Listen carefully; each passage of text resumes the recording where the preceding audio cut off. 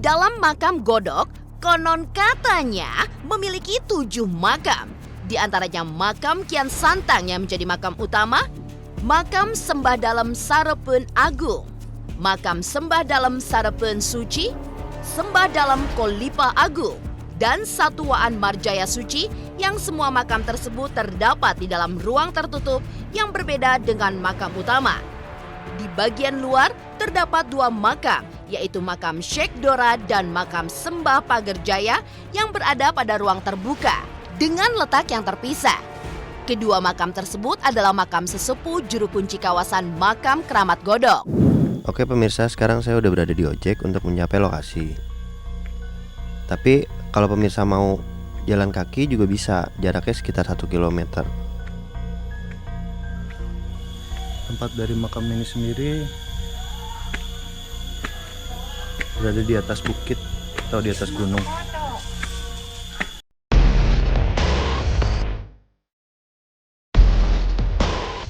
Oke pemirsa, sekarang saya sudah sampai di atas makam Godok yang konon dipercaya sebagai makam Prabu Kian Santang, anak dari Prabu Siliwangi.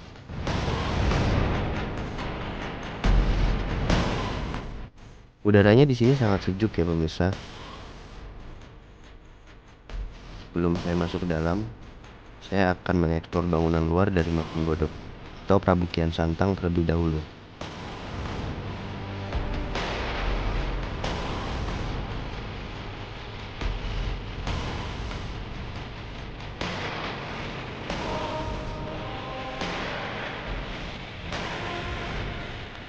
Tepat di belakang dari makam Godok ini terdapat pohon alami.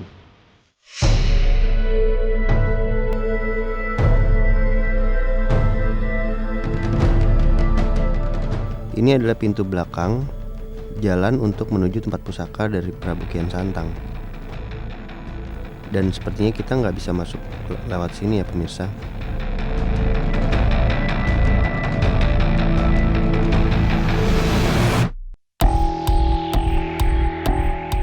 Lantas, seperti apa kelanjutan eksplorasi dari tim konon katanya selanjutnya? Apakah tim konon katanya menemukan hal-hal di luar nalar? Dan setelah menelusuri lebih dalam area sekitaran halaman di makam Godok, tim konon katanya pun bergegas menuju lokasi utama, yaitu sebuah bangunan yang berisi makam keramat yang tak lain merupakan makam dari Prabu Kian Santang. Oke pemirsa konon katanya, sekarang saya mau masuk ke dalam dulu ya.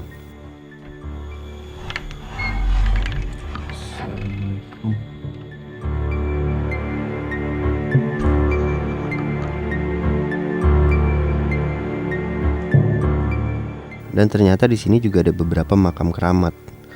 Konon makam-makam ini adalah makam dari patih-patih Prabu Kian Santang.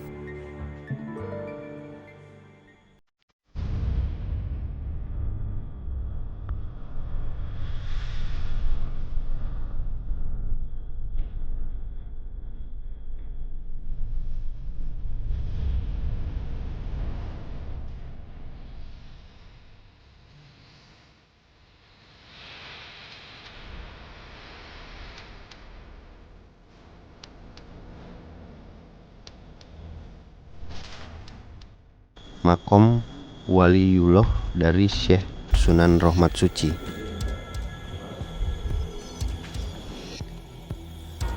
Nah, sekarang saya lagi mau masuk ke dalam makam dari Prabu Kian Santang pemirsa. Sekarang saya sudah berada di dalam makam keramat makam Syekh Sunan Rohmat Suci atau Prabu Kian Santang. Untuk masuk ke dalam makam ini hanya dibuka setahun sekali, dan di sebelah sini ada tempat pusaka dari Prabu Kian Santang, dan ruangan ini juga dibuka setahun sekali.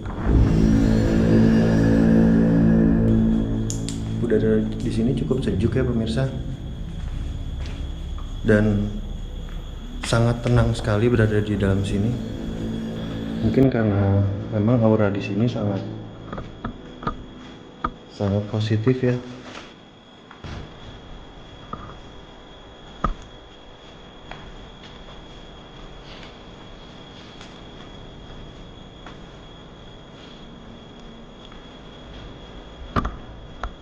Oke pemirsa, begitulah penelusuran tim konon katanya kali ini. Saksikan terus konon katanya.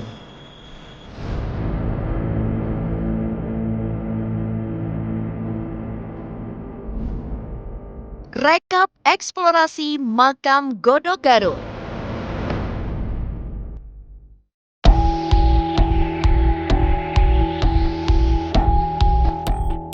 Dari hasil eksplorasi di makam Godok yang konon merupakan makam dari Prabu Kian Santang, tim konon katanya pun menyimpulkan bahwa makam yang dikeramatkan tersebut terawat dan terjaga dengan baik.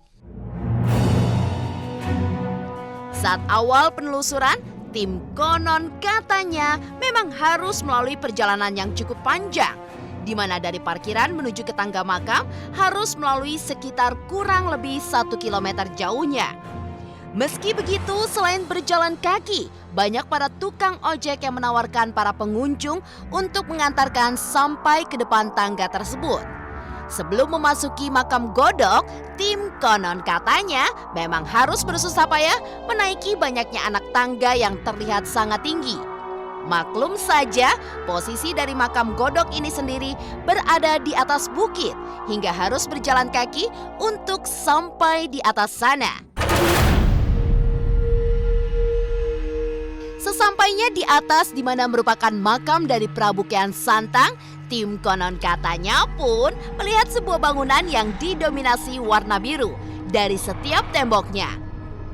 Ketika memasuki sebuah bangunan utama yang merupakan makam Godok, tim konon katanya memang melihat dari dalam bangunan tersebut begitu sunyi senyap, dibarengi dengan dinginnya udara pegunungan yang menusuk kulit. Terlihat ada beberapa makam yang dikeramatkan selain makam dari Prabu Kian Santang sendiri. Ya, makam-makam itu merupakan makam sembah dalam, yaitu Kolipa Agung, Sarupan Agung, Sarupan Suci, Satuwaan Marjaya Suci. Dalam makam utama yaitu makam Kian Santang sendiri, kondisinya memang sangat bersih, di mana dasar di dalam ruangan yang dipenuhi dengan karpet warna merah, di mana makam tersebut memang tertutup rapat, lantaran hanya dibuka 1 kali dalam 1 tahun saja.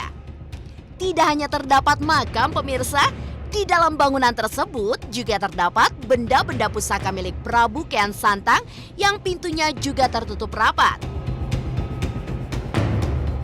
Memang untuk bisa melihat benda-benda pusaka tersebut, ada waktu-waktu tertentu yang dinamakan Ngalung Surken Pusaka, di mana merupakan acara untuk membersihkan benda-benda pusaka yang terdapat di peti milik Kian Santang, di mana acara tersebut dilaksanakan setiap 14 Maulid di makam Godok.